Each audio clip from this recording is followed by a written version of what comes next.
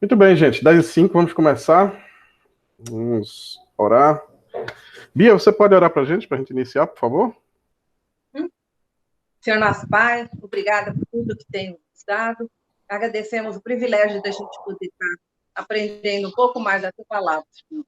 Abre os nossos olhos e abençoe o Arthur para que a gente entenda tudo do que a gente precisa aprender, Senhor. Guarda-nos a todos, em nome de Jesus. Amém. Amém. Que tenha misericórdia de mim. Muito bem, pessoal. Vamos começar com nossa cronologia aí, nosso gráfico.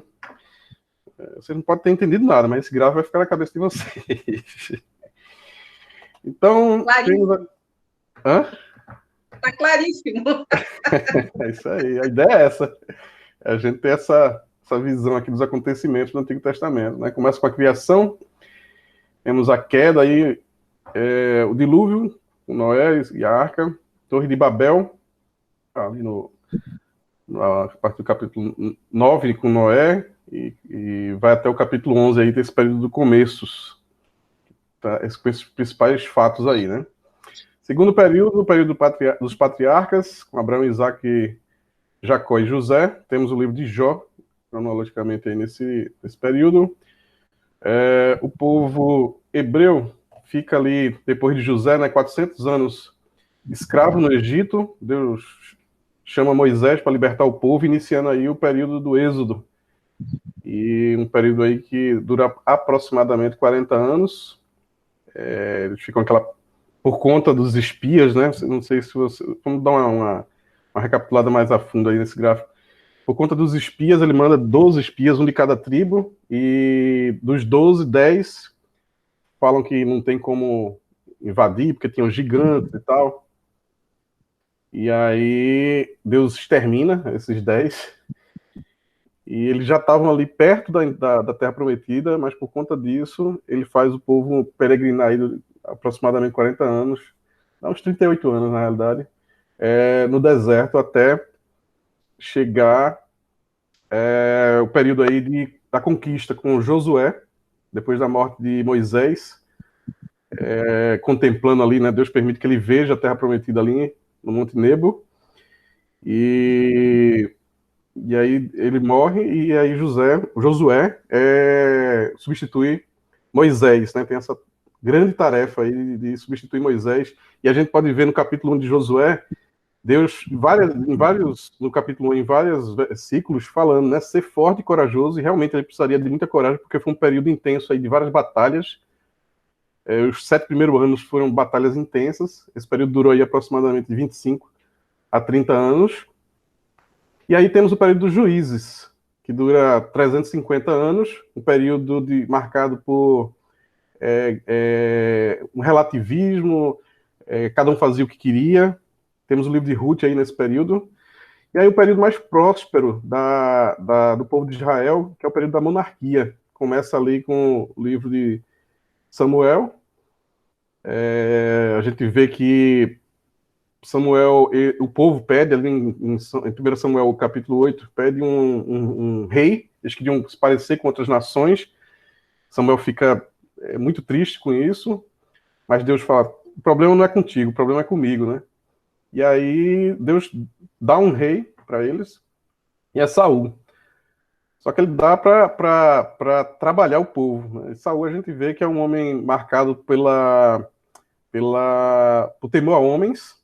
Ele reina 40 anos. A gente viu também que a transição de Saul para Davi não foi um passar de faixa. Houve um conflito ali entre as famílias. Então a gente às vezes pensa que foram 3 períodos de monarquia, né? Um passou para o outro. Não, mas não foi tão tranquilo. Inclusive, a do próprio Davi, pro próprio filho Salomão, também não foi tranquila. Houve uma disputa ali.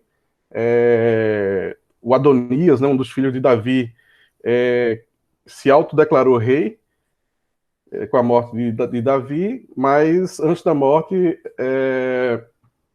o Salomão ele é ungido rei, né? Então, cada transição dessa, a gente vê que não foi uma coisa tão tranquila, houve um certo conflito.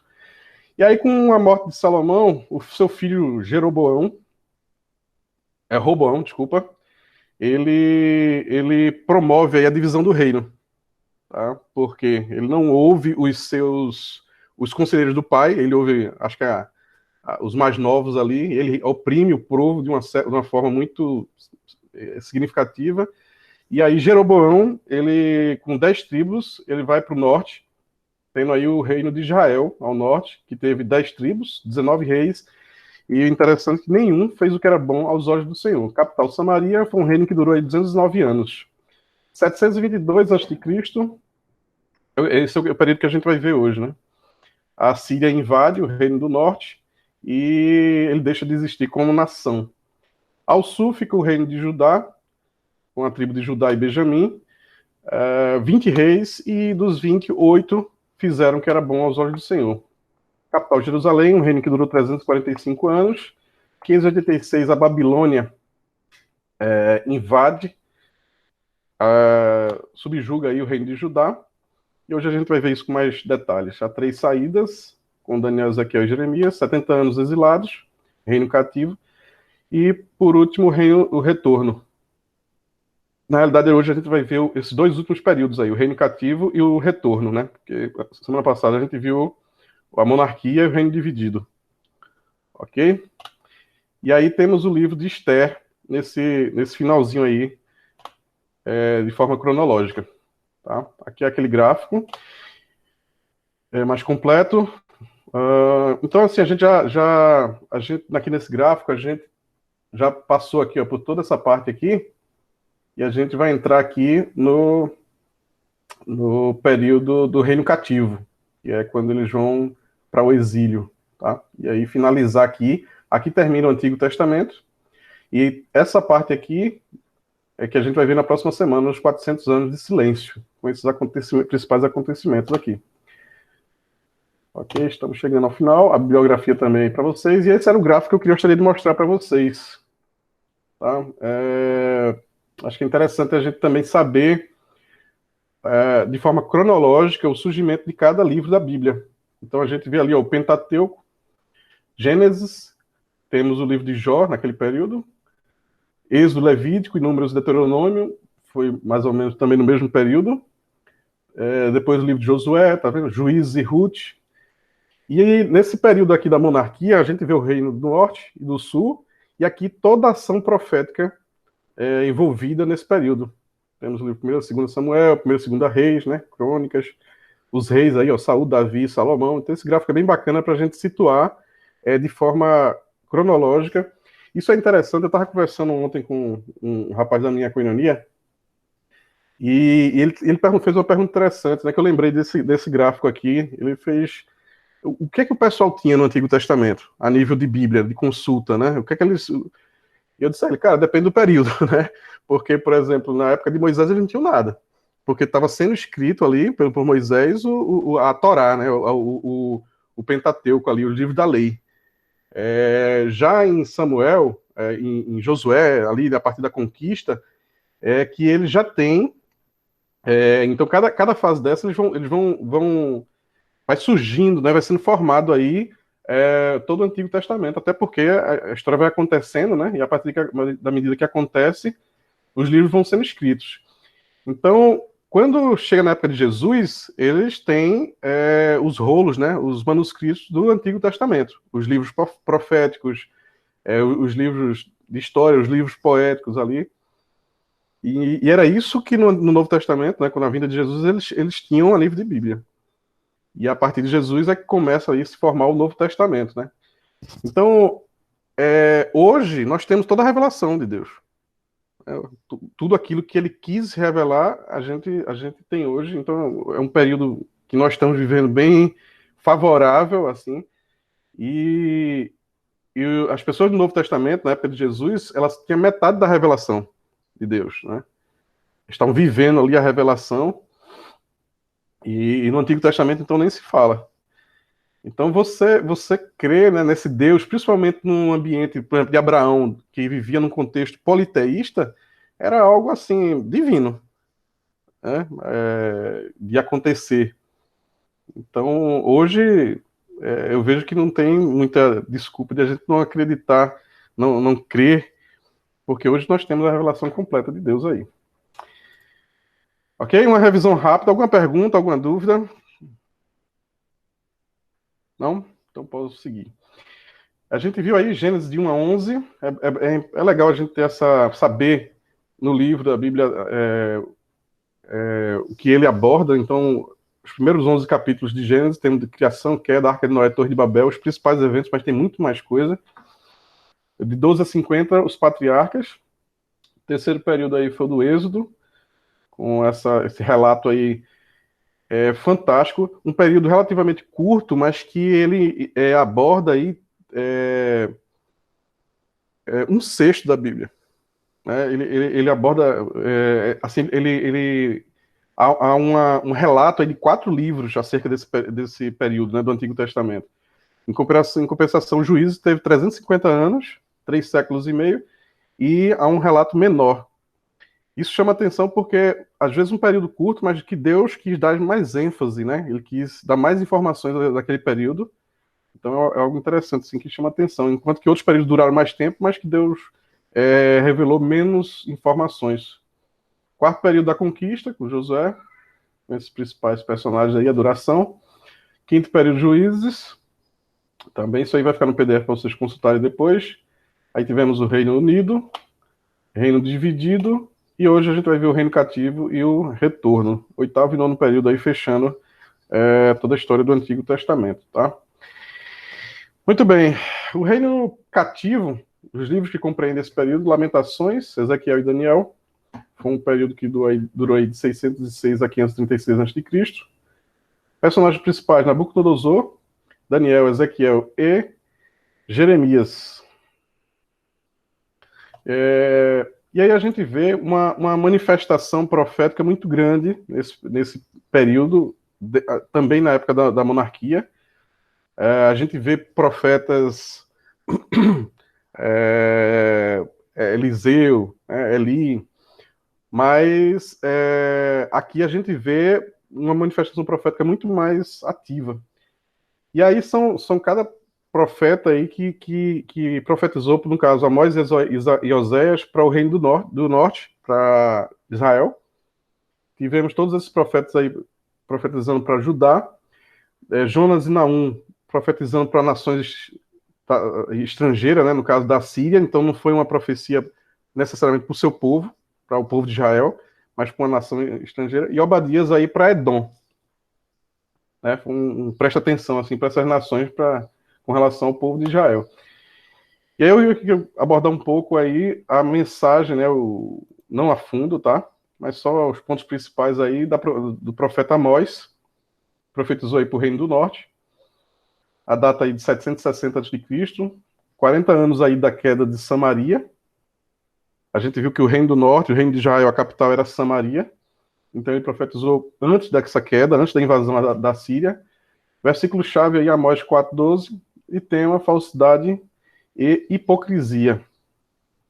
No tempo de Amós, o rei era o Jeroboão II, todo ali o crescente fértil gozavam de paz. Judá e Israel não encontraram em guerra e conheceram um período de expansão e prosperidade. Tá? Israel ocupou o domínio e dominou Damasco. Tá? Nunca tinha acontecido isso na história do Antigo Testamento. E a maioria das nações circunvizinhas pagaram tributos a Jeroboão II. Então foi um período em que o Reino do Norte acumulou aí bastante riqueza. Temos também um contexto religioso. Eles ainda adoravam o bezerro de ouro aí dedicado a Baal. Os sacerdotes eram escolhidos politicamente e eram corruptos e ladrões. Então a gente vê uma atuação sacerdotal bem comprometida nesse período. Os juízes eram subornáveis, desculpa. Os ricos eles oprimiam bastante os pobres. Então a mensagem de Amós ele fala bastante com relação a isso, essa opressão que os pobres sofriam dos ricos. E aí ele fala, né? Ó, destruir algumas de suas cidades, em Amós 4, 11 e 12. Como destruir Sodoma e Gomorra. Os que sobreviveram pareciam gravetos chamuscados, tirados do fogo. Nem assim vocês voltaram para mim, diz o Senhor. E, portanto, farei tudo isso com você. Ó Israel, prepare-se para encontrar o seu Deus.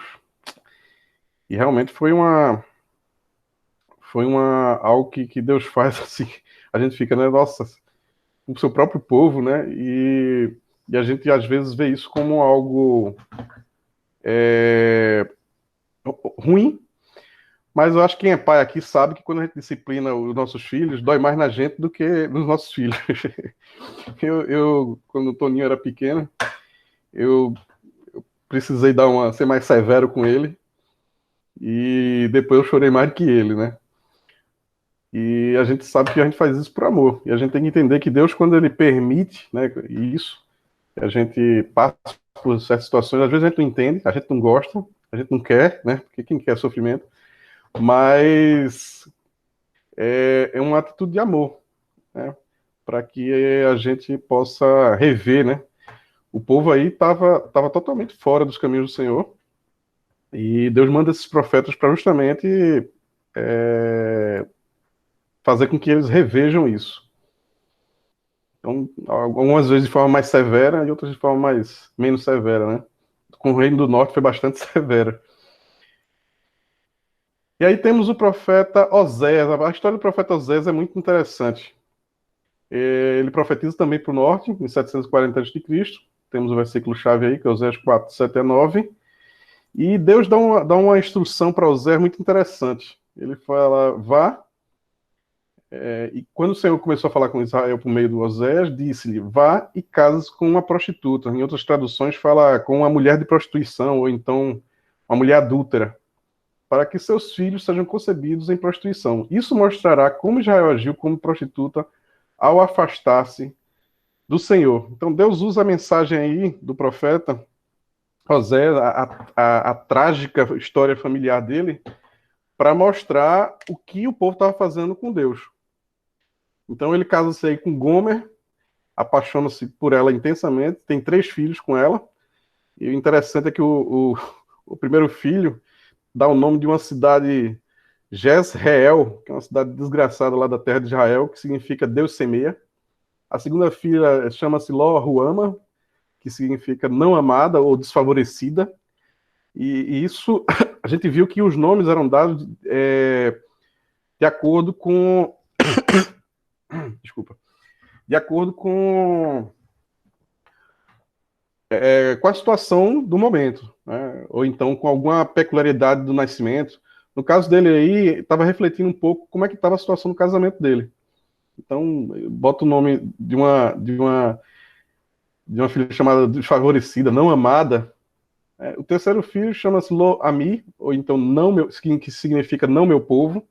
Esse terceiro filho não era dele, mas era fruto de uma relação extraconjugal dessa sua esposa.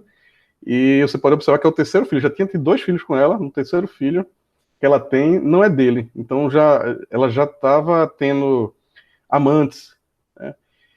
E aí, um dia ela sai de casa com seu amante, o amante dela não tem condições de sustentá-la, e Oséias provê esse sustento para ela, mesmo ela com um amante. E depois de um tempo, a situação dela só começa a piorar. Ela passa a viver com outros amantes, com vários, ao ponto de ninguém mais querer ela. E ela é vendida como escrava, Oséias fica sabendo, e ele vai lá e compra ela por um alto preço. Ele não... Assim que ele compra ela, ele não volta a ter uma vida de casado assim, de imediato. Ele espera ela se recuperar, né, do que ela passou, e depois ele volta a ter um relacionamento normal de marido e mulher com ela.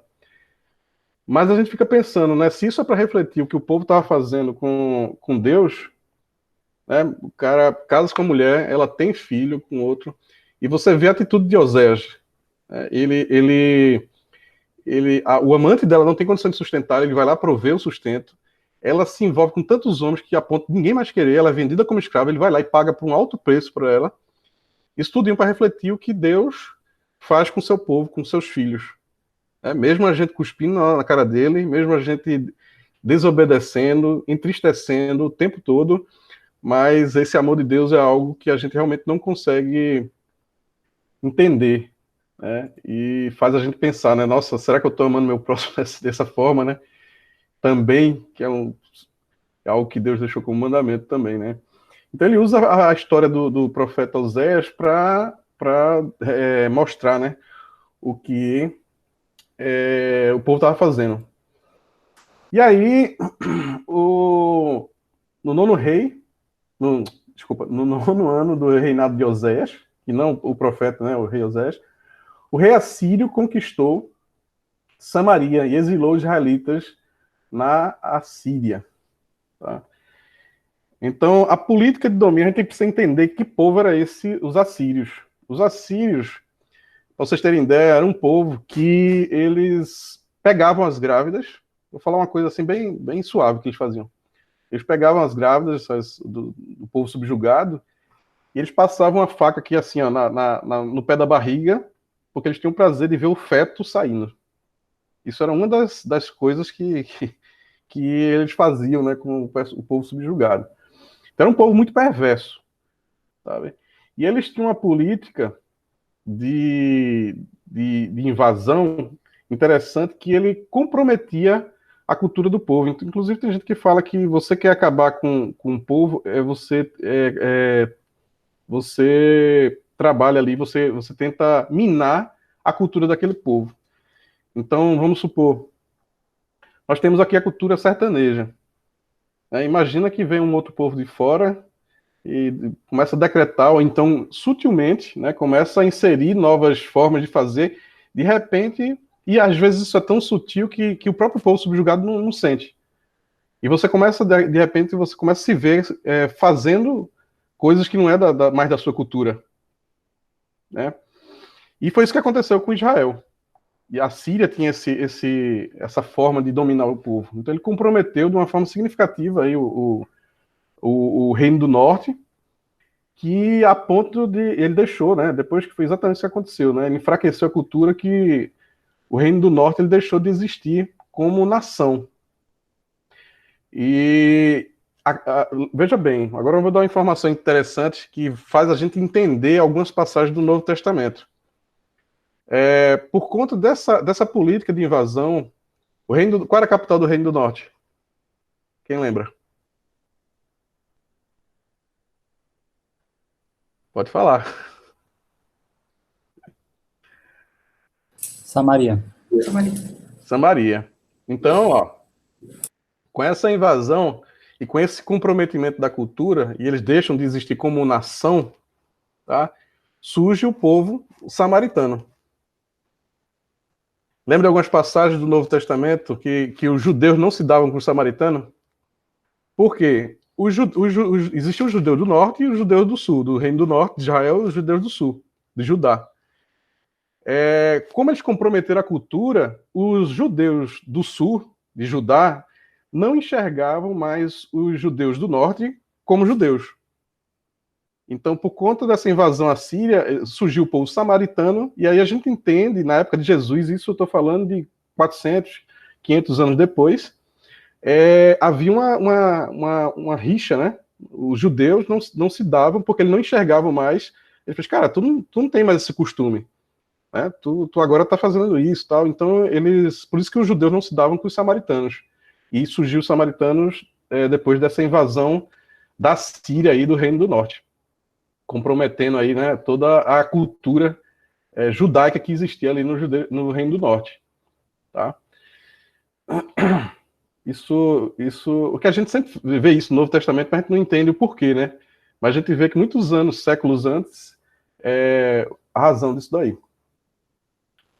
Então a Síria invadiu e dominou o Reino do Norte em 722. Parte do povo de Israel foi espalhada por diversas cidades assírias, onde também ocorreu essa mistura racial. O povo de Israel nunca mais voltou a existir como nação. Foram totalmente assimilados pelos assírios. Isso aconteceu porque os israelitas seguiram os padrões fixados por Jeroboão. e por causa da grosseira idolatria e por não terem servido a Deus, foram sujeitados às mãos dos assírios, tá? Cumprindo ali a profecia de Amós. As consequências aí a gente vê, né? Mistura de raça, surgimento dos samaritanos, o término da nação de israelita. E aí, interessante, a gente, nossa, acabou então com as 10 tribos, ficaram somente as... Oi? Falando comigo? Ficaram somente as 2 tribos do sul? Não. Né? Alguns israelitas de cada uma das tribos se preservaram em Judá, de forma que Deus preservou um representante de cada tribo, das 12 tribos de Israel. Tá? Isso é um dado interessante. Né? Ele deixou de existir como nação, mas um representante de cada tribo, eles se refugiaram em Judá, preservando aí uma linhagem de cada tribo, das 12 tribos. Tá? E aí, a gente tem o profeta Jeremias, profetizando aí para o reino de Judá. Eu vou dar uma focada aqui em Jeremias, mas teve Joel, Miqueias, Isaías, Sofonias e Abacuque também, profetizando aí para Judá. Então, a gente tem os 2 reinos. O reino do norte cai, e o reino do sul vê isso. Eles veem a invasão assíria, eles acompanham isso na história. E é interessante como o nosso coração é corrupto, né? Mesmo assim, eles ainda não conseguiram aprender com o erro dos outros, né? De forma que Deus mandou profetas para alertá-los sobre o caminho que eles estavam seguindo, e a gente vai ver o que acontece também com o Reino do Sul. Então ele profetiza para o Reino de Judá, 627 a 586, 40 anos de ministério profético, durante o reinado de Josias, né, todos esses reis aí, um período de decadência espiritual, e o tema aí também rendição. Tá? Durante o reinado de Josias, não houve assim necessidade de palavra profética de Jeremias. A mensagem profética de Jeremias foi durante os 4 últimos reis, era uma mensagem aí de arrependimento. Como o povo não se arrependia, aí a sua mensagem profética era anunciando aí o cativeiro babilônico. Então ele fala, né, Jeremias falando: essa terra inteira se transformará em desolação e ruína. Israel e as nações vizinhas servirão ao rei da Babilônia durante 70 anos. Isso antes do cativeiro babilônico. Tá? Jeremias falando para o sul, ó, vai acontecer isso. Se preparem. E Jeremias, ele enfrenta aí, por conta dessa mensagem, né? Quem gosta de ouvir notícia ruim, né? Ele enfrenta grande oposição. O pessoal fica com raiva porque ele está falando aquilo ali. E ele é ameaçado de morte, capítulo 26 de Jeremias, é preso e açoitado, capítulo 37, e é colocado aí numa cisterna com lama, onde fica atolado nela, capítulo 38, versículo 6. E aí, há o diferente dos assírios, nesse período aí, os assírios já tinham sido subjugados pela Babilônia. A Babilônia surge como uma nova potência, então tinha os assírios, depois a Babilônia, e diferente da política de invasão dos assírios, a Babilônia ela tinha uma política onde ela dava uma certa permissividade para o povo subjugado. Só que dentro dos termos dela. Então ela mudava o nome do rei para demonstrar domínio. Ela estabelecia alguns critérios. Então, você pode ficar aí, né? Você pode continuar reinando, só que pagando tributo para a gente, né? Fazendo o que a gente quer. Só que aí cada rei começou a se rebelar contra a Babilônia. E aí a Babilônia vem e traz captura os reis, os príncipes, e aí Daniel vai nessa primeira saída. Daniel junto com seus amigos, né? Ananias, Misael e Azarias, que depois vão ser mudados os nomes aí também. Depois há uma segunda saída, outros reis se rebelam, há uma segunda saída, e aí só ficam na terra os mais pobres, né? Nabucodonosor capturou o rei e mais 10.000 cidadãos proeminentes e os levou para a Babilônia. O profeta Ezequiel foi levado cativo nesse segundo período, nessa segunda saída, né? E depois há uma terceira saída, 586. E aí, nessa última, ele diz: vocês não tem jeito não. Jerusalém e o templo são incendiados e destruídos. E aí ele arregaça, ele fez: já que vocês não querem. E a maior parte do povo que restava foi levado cativo para a Babilônia, restando apenas os pobres e os doentes. Ok. Aí a gente vê já no cativeiro babilônico,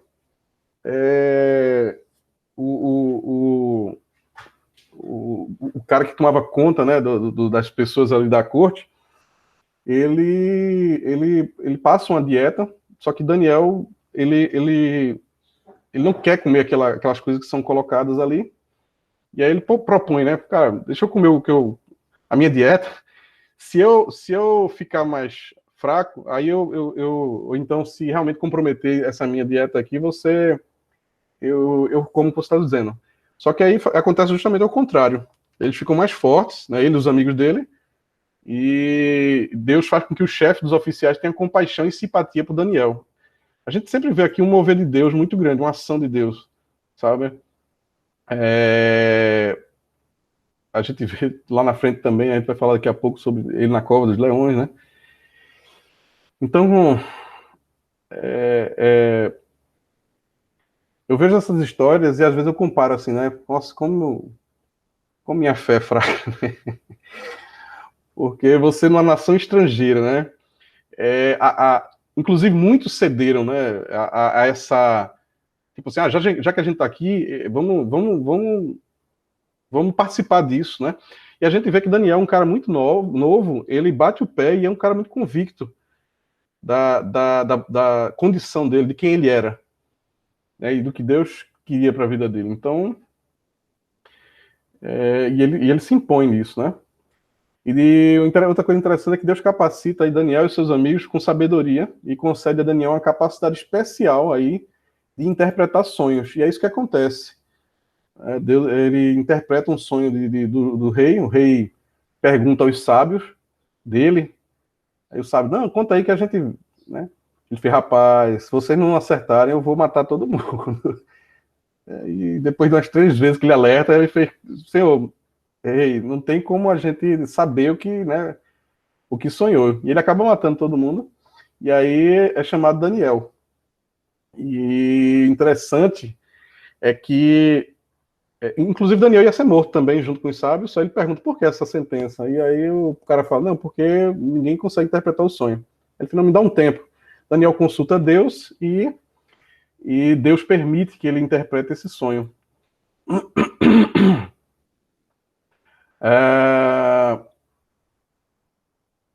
E aí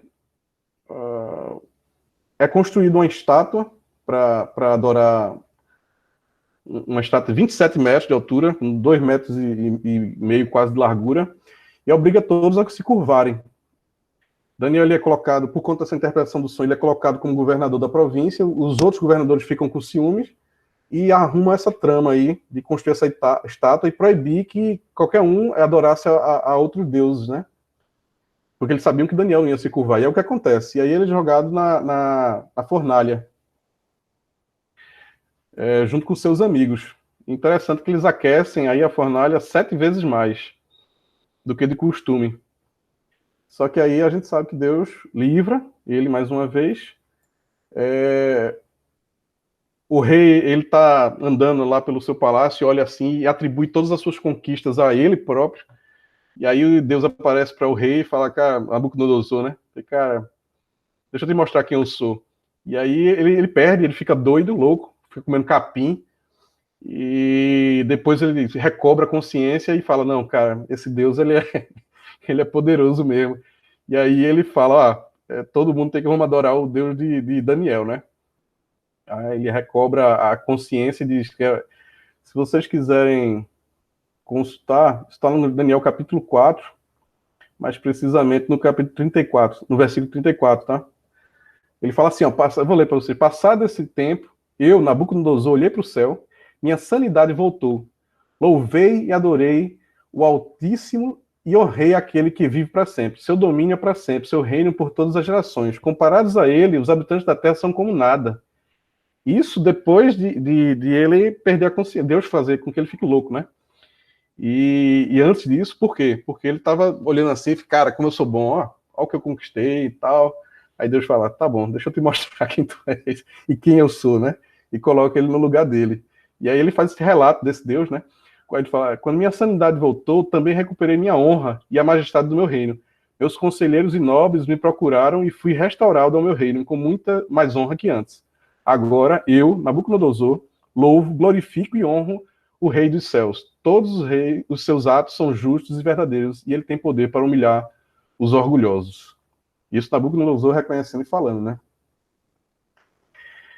E aí, 30 anos depois desse ocorrido com Nabucodonosor, no capítulo 4 lá, né? Ele morre em 562 e o neto dele, Belsazar, oferece aí um banquete em outubro de 539. E nesse momento aparece uma mão, eu fico imaginando essa cena, né? Uma mão escrevendo assim na parede, cara. Nossa, deve ser uma cena assustadora. Na parede, Belsazar chama seus magos e astrônomos, né, para interpretar o sonho, sem sucesso. E aí a rainha mãe fala de Daniel, e aí ele é chamado para interpretar o sonho que foi escrito. E aí ele é colocado como terceiro no reino da Babilônia. E nesse mesmo período, a Babilônia cai diante do Império Persa.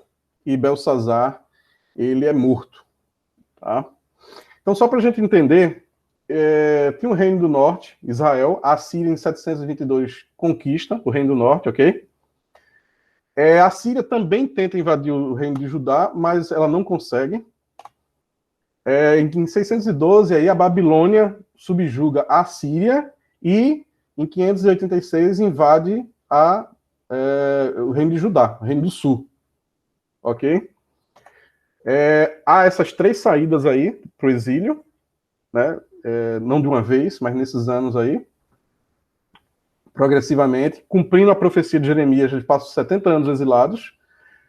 Nesse período que eu estava falando, né, o Império Medo-Persa, eles conquistam a Babilônia.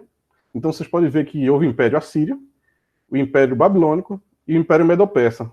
Quem consegue prever qual seria o próximo império? Menos Zambelli.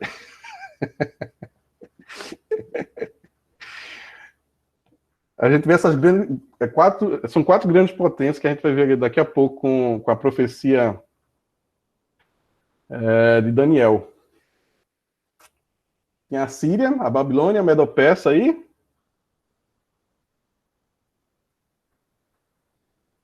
Mais ali por. Quem consegue prever? A grande potência que vem na cabeça, bem conhecida, gente. Principalmente no Novo Testamento.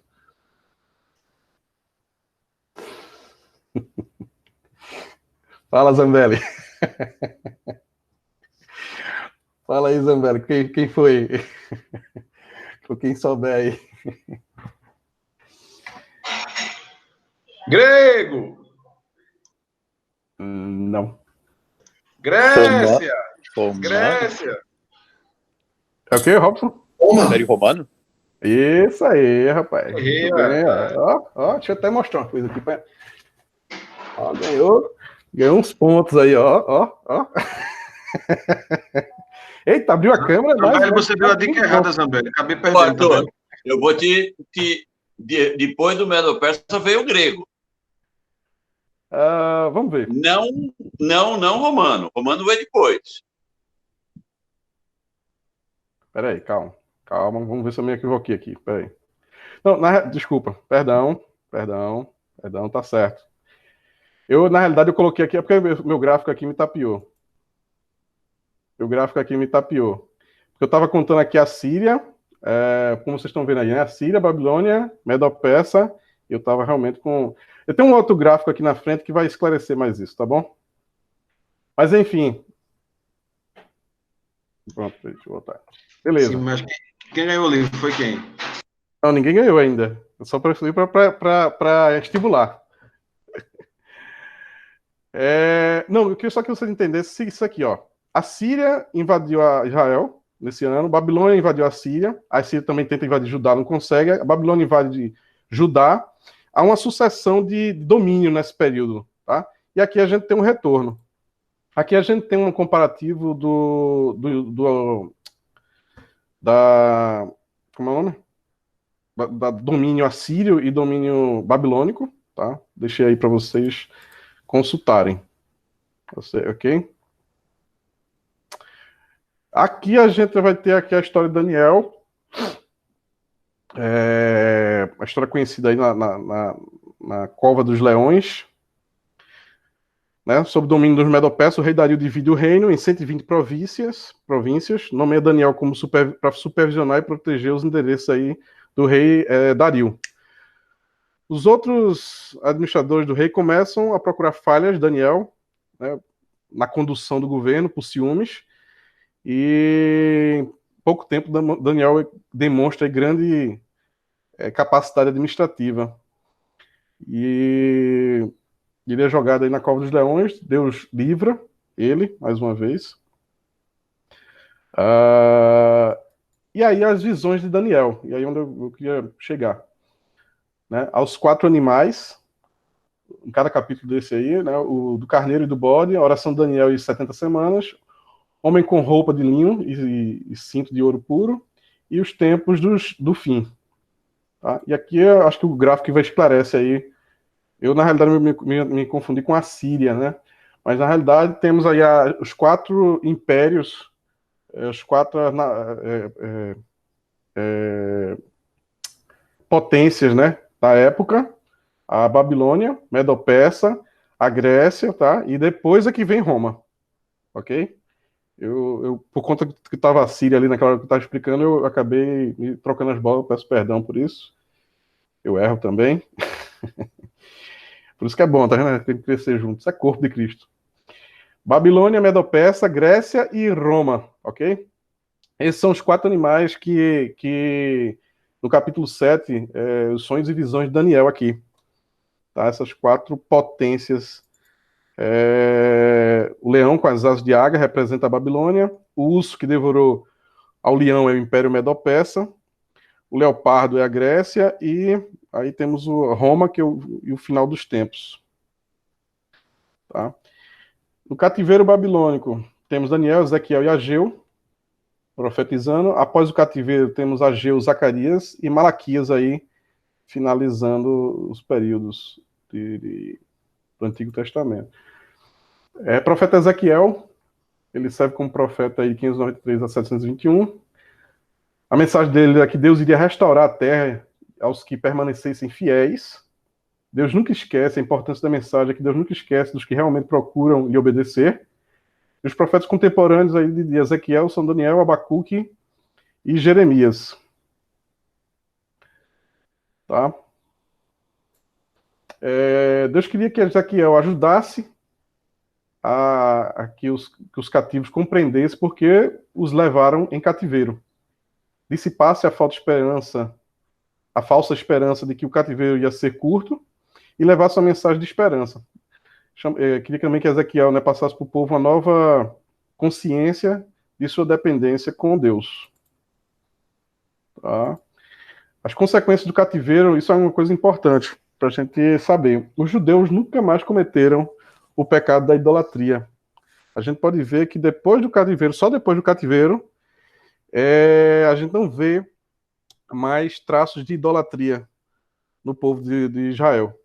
Eles voltaram-se à lei do Senhor, tornando-se judeus piedosos, trocaram o hebraico pelo aramaico, aprenderam a viver sem o templo, e aí surgem as sinagogas, e dedicaram-se aí ao comércio.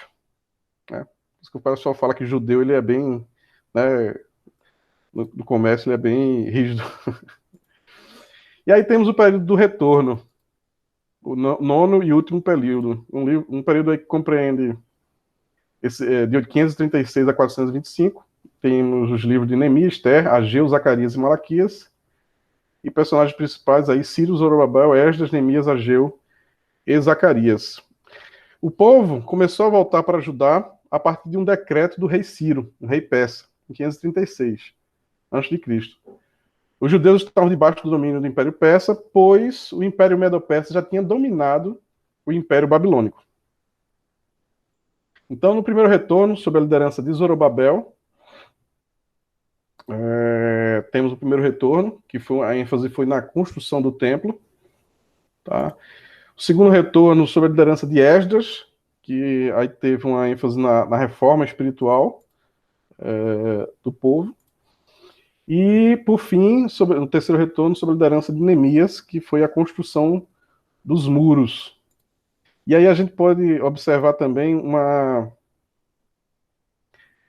com Esdras, o imperador Persílio decreta o retorno dos judeus para Jerusalém, retornam sob a liderança de Zorobabel, iniciam a obra de reconstrução. Os samaritanos aí pedem para participar da reconstrução e é negado por conta daquela rixa que teve. Né? Isso. Muito bem observado aí. Naila está falando aqui que eles não cometeram. Eu não sei se é a Naila ou se é o Lucas. Está aparecendo para mim aqui a Naila.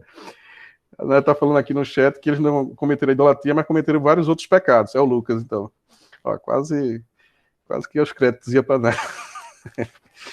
Ele fala que eles não cometeram o pecado da idolatria, mas cometeram outros pecados, né? Mas é interessante que eles vêm de uma inclinação idólatra, e a partir do cativeiro babilônico, eles deixam de fazer isso. Né? Pelo menos esse pecado foi Deus conseguiu ajustar no cativeiro babilônico, né? Mas claro que cometeram vários outros tipos de pecado, né? Os samaritanos pedem para participar e eles são negados. Os samaritanos pedem aí, por conta dessa negação, pedem a paralisação da obra. E aí há uma... Eu deixei aqui, tá? Não vou ler agora porque é um pouco extenso, mas eu deixei aqui para vocês terem acesso a os detalhes dessa paralisação. E como, para você ver, né? Querendo ou não, eles vêm de uma linhagem judaica, o povo do norte. Mas mesmo assim, por conta dos judeus ali, né? Que foram cativos, né, do sul, que estavam retornando, eles pediram a princípio para participar, né, da reconstrução do muro, eles queriam se envolver nisso. Os judeus falaram que não. E aí eles falaram, já que a gente não vai participar, então vamos atrapalhar. E aí eles mandam uma carta para o rei, Artaxerxes, dizendo, gente, os caras estão se organizando aí, eles vão começar a invadir e tal, esse pessoal tem um histórico de perturbação e tal, pode consultar aí os documentos. E aí o rei consulta e fala, realmente o pessoal aqui é perturbador. E ele manda paralisar a obra, por conta dessa interferência dos samaritanos, né? E aí eu deixei aqui para vocês lerem depois, tá? Em Esdras. Então as obras são interrompidas em 536 a pedido dos samaritanos e o imperador Cambises, sucessor de Ciro. 14 anos depois, no reinado de Dario, o Grande, o sucessor de Cambises, a obra é retomada. Só quando muda o governo, né? O reinado aí é que a obra é retomada. Após 4 anos, em 516, o templo é construído. E aí o templo volta a ser destruído, né? Lá em 70 depois de Cristo.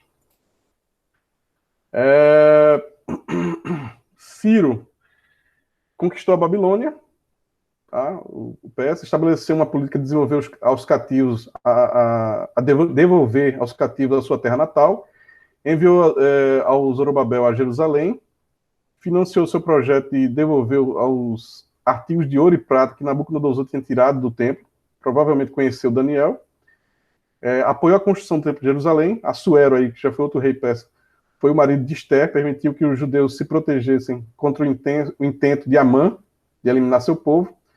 E Artaxerxes aí teve Neemias como seu copeiro, permitiu que tanto Esdras como Neemias retornassem a Jerusalém. O interessante aqui, eu acho que vale a pena a gente mencionar isso, é que Neemias era o copeiro do rei. Aí vocês pensam, ele só fazia comida. Não necessariamente. Sabe o que ele fazia? O copeiro do rei significava provar a comida antes para saber se ela estava envenenada. Então era um cara de confiança do rei, né? Era um cara que o rei, assim, inclusive, poxa, esse cara vai morrer por mim, né? E aí ele viu Neemias um pouco triste, cabisbaixo e tal. Ele falou, o que foi que houve, cara? Aí ele fez, não, cara, meu lá tá destruído, né? Eu queria reconstruir, voltar para minha terra e tal. E aí ele permite. Ele dá todo o apoio, permite que Neemias faça isso. Então ele tem esse apoio aí de Artaxerxes. Olha, quem não teve filho, quiser ter uma indicação de nome de filho, aí é um nome bom. Artaxerxes. Artaxerxes, vem cá. Bem bacana. Muito bem. Então, alguma dúvida até aqui? Tranquilo? Normal? Então a gente tem aí esses, mais uma vez, Daniel, Ezequiel, Ageu, um cativeiro babilônico, profetizando, pós-cativeiro, Ageu, Zacarias e Malaquias. Neemias, sob a liderança de Neemias, os muros são construídos em 52 dias. Neemias é nomeado governador da cidade. Os muros estavam derrubados há quase um século e meio, derrubados pela Babilônia, aquela terceira invasão. Eles foram lá e acabaram com tudo. Constrói os muros diante de grande oposição externa, de Sanbalat e Tobias, e interna por conta do cansaço e desânimo do povo.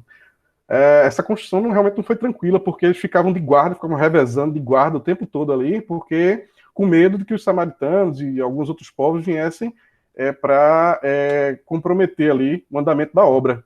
Então, assim, foi uma construção bem tensa, e o povo também já estava desanimado. Então, Neemias, rapaz, foi um cara assim que ele exerceu uma liderança bem significativa, né? Inclusive, ele é usado, em alguns casos, como exemplo de liderança até no mundo corporativo. É bem interessante. A reforma política de Neemias, estando em Jerusalém, seguramente protegida com as muralhas, Neemias voltou sua atenção para outros problemas. A gente vê que problema é o que não falta, né? A reforma política de Neemias, um sistema de segurança para impedir ataques inimigos, esfriamento religioso em sua ausência, porque ele vai lá para a Pérsia, e durante essa sua ausência o pessoal há um esfriamento religioso, a observância sabática e o casamento misto. Certo? Profetas posteriores ao cativeiro. Deus usou esses homens para confrontar e consolar o seu povo depois que retornaram à sua terra do cativeiro da Babilônia. Vê o cuidado de Deus, né? Ele pensou antes, alertando, durante e depois, para dar ânimo ao povo. Bora lá, gente. Vamos embora. Então temos aí o profeta Ageu. Eu deixei isso aqui mais para consulta de vocês, depois do PDF que eu enviar, tá? Vai estar disponível, então vocês podem ler com mais calma a mensagem principal e a importância da mensagem. Temos também Zacarias, com a sua mensagem aí também. E, por fim, Malaquias, o último profeta aí do Antigo Testamento. Profetizou aos sacerdotes, são os únicos líderes aí mencionados. A mensagem principal de Malaquias, a relação do povo com Deus estava fraca devido ao seu pecado, e logo seria castigado. Mas os poucos que se arrependessem receberiam a bênção de Deus, ilustrada em sua promessa de enviar o Messias.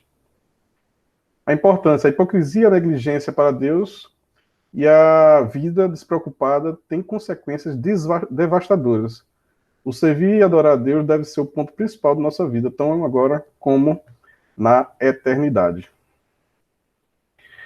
Então, ele serve como profeta em Judá, aproximadamente em 430 a.C., foi o último dos profetas do Antigo Testamento. Tá? A cidade de Jerusalém e o templo já tinham sido construídos, e fazia quase um século, tinham construído fazia quase um século, mas o povo se tinha voltado negligente em sua adoração a Deus. Ok? Nesse tempo, nós temos aí o livro de Esther, da rainha Esther. É uma história muito interessante, não vou contar ela toda aqui, mas vale aqui o registro. A história de Esther começa em 483 a.C., 103 anos depois que Nabucodonosor levasse cativo os judeus, 54 anos depois que Zorobabel guiasse o primeiro grupo de cativeiro retornando a Jerusalém, e 25 anos antes que Esdras guiasse o segundo grupo a Jerusalém. Tá? Esther vivia na Pérsia, o reino que dominava o Meio Oriente depois da queda da Babilônia em 539. Os pais de Esther deviam estar entre aqueles cativos que decidiram não retornar a Jerusalém, mesmo que Ciro, o rei, nesse tempo, tinha emitido um decreto permitindo. Então, mesmo ele permitindo o retorno, teve alguns judeus que decidiram ficar lá na Pérsia. Os cativos judeus tinham grande liberdade na Pérsia, e muitos permaneceram por conta de já terem se estabelecido ou tinham medo de fazer perigosa viagem de volta à sua terra natal. Então, especula-se que os pais da Esther foram um desses que ficaram lá. Mas é um livro que está na Bíblia, é uma história muito interessante. Eu estimulo vocês a lerem o livro de Esther. É muito bacana a história dela. Ok? O nome dela, inclusive, era Radassa. Foi criada aí pelo seu primo Mordecai, ou Mardoqueu, da tribo de Benjamim. Bom, gente, eu esqueci de colocar o obrigado pessoal. E aí a gente finaliza aí o período do cativeiro e o período do retorno, o 8º e o 9º período, tá? E aí próxima semana a gente finaliza. Na verdade, a gente finalizou aqui toda a história do Antigo Testamento. Com isso, termina o Antigo Testamento, com o último profeta Malaquias, e aí há um buraco aí de 400 anos de silêncio, aproximadamente, sem manifestação profética. O profeta que vai surgir depois de Malaquias é justamente João Batista, anunciando aí a vinda de Cristo. E aí, próxima semana, a gente vai ver os principais fatos que aconteceram justamente nesse período, depois de Malaquias, né, com esse fim desses relatos aqui, o pessoal voltando para a sua terra, até a plenitude dos tempos, né, com a vinda do nosso Senhor Jesus Cristo. E são uns acontecimentos bem interessantes, faz com que a gente... quando eu estava montando esse curso, eu não ia colocar, eu ia parar aí, mas eu achei os acontecimentos tão interessantes e que traz para a gente uma compreensão do Novo Testamento bem, bem bacana, né? Porque é chamado de plenitude dos tempos, a Bíblia chama. E esses acontecimentos são bem significativos para isso, né? Para a vinda de Cristo. Ok? Alguma pergunta? Dúvida? Questionamento? Súplica? Espero que tenha ficado claro toda isso aí que a gente navegou, né? Desde Gênesis até... É muita história em pouco tempo, mas a ideia era justamente a gente poder ter essa visibilidade aí desses acontecimentos principais aí, né? A gente navegou aí por toda essa história aqui, tá? Eu acho que esse gráfico ele é bem didático aí para a gente saber tudo isso que aconteceu. Espero que vocês tenham hoje uma clareza, um panorama assim mais amplo, sequencialmente, de cada história dessa, cada período desse, né, que o povo passou, e o que Deus quis trabalhar na vida desse povo, o que eles se tornaram, tá? Com esses eventos aí. Então, espero que isso tenha ficado claro para a gente ter uma compreensão desse Deus, a forma que ele trabalha, né, e os atributos dele. Bom, é isso. Uma coisa, viu, Arthur, que eu acho legal dessa aula em especial é entendendo a história para, na hora de chegar e ler um dos profetas, por exemplo, né, saber em que época que ele está falando, né? Se ele está falando antes do povo ser exilado, né, ou ir para o cativeiro, a mensagem é uma, né? Tipo, presta atenção, né? Abre o olho aí, meu amigo. Aí, quando você está no cativeiro, você tem outra mensagem, se arrependa, mas há esperança, né? Quando sai do cativeiro, a mensagem é outra. Então, é muito importante a gente ter também essas ideias em mente, né? Porque o contexto onde ele está, a mensagem que ele vai tratar, vai ser de acordo aí, né? Então, às vezes a gente pega, eu vou ler Isaías, né? Mas tem um contexto por trás do livro, né? Tem um pano de fundo, né? Poxa, por que Isaías é tão duro aqui, né? Porque ele precisava ser duro ali, né? Ele tem... você vê, por exemplo, a segunda metade de Ezequiel é só mensagem de esperança, né? É uma mensagem de esperança atrás da outra. Por quê? Porque o povo já está no cativeiro, está arrependido, e ainda vai ficar lá um tempo, né? Mas há esperança. Então, é muito, muito interessante você ter esse pano de fundo aí, né? Sim, importantíssimo. E a gente, assim, quando a gente vai ler um livro, a gente saber, nossa, foi nesse período, e esse período estava acontecendo tal coisa, por exemplo, o período da monarquia. Cara, foi um período mais próspero, o período de juízo, esse relativismo. E assim, o que levou, né, o povo até hoje, eu acho que até compreender quem são os judeus hoje. Toda essa, assim, tudo que passou, todo esse fundo histórico, né, é muito importante. Como eu falei, né, eu senti o desejo de montar esse curso por uma necessidade pessoal, porque eu não tinha essa visibilidade, assim, principalmente de forma cronológica, né, dos acontecimentos da Bíblia, né. E a pergunta que esse meu amigo fez ontem, né, o que eles tinham em cada período. Então é interessante também a gente saber o que eles tinham a nível de revelação de Deus em cada período, porque isso tem tudo a ver com a compreensão que eles tinham da vontade de Deus na vida deles, né. Então você vê um judeu do Novo Testamento é diferente do judeu do Antigo Testamento, porque ele tem uma revelação muito mais ampla, né. E hoje a gente também. Hoje a gente tem a revelação completa. Então nós temos o período da graça mesmo. Espero que realmente isso tenha ficado claro, se não ficou, que vocês possam depois perguntar, sei lá, consultar. A gente está à disposição aí, tem o João, o Zambelli, o Lucas, também aí para ajudar aí nas questões, ok? É isso aí, gente. Por hoje, podemos orar para encerrar. Alguém tem algum pedido de oração aí para a gente estar orando? Que Deus abra mais nossa cabeça, né, para sempre compreender, né, suas escrituras. O livro espiritual tem que ser discernido espiritualmente, então que o Espírito Santo nos capacite cada vez mais. Muito bem. Dani, você pode orar para a gente, para encerrar, por favor?